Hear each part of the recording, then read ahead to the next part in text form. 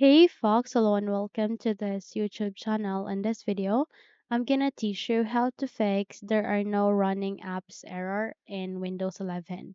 So without any further ado, let's get started.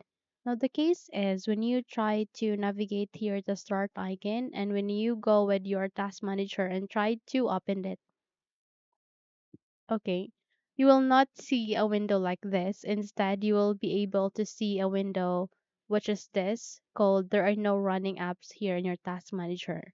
Now, in order to fix such, you need to proceed with clicking on more details, okay? Or simply click this down arrow, and by that, you would be able to see running apps in your task manager, okay?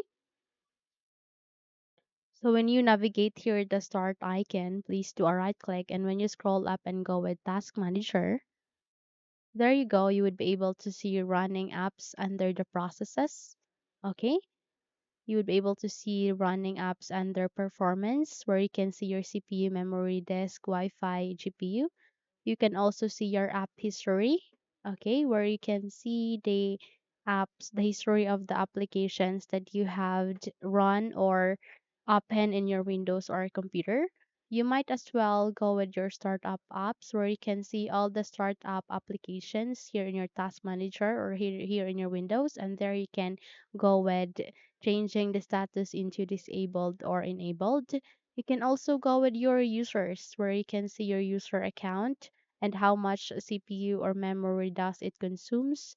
And you can also go with your details where you can see all the details that you have in your Windows. Okay.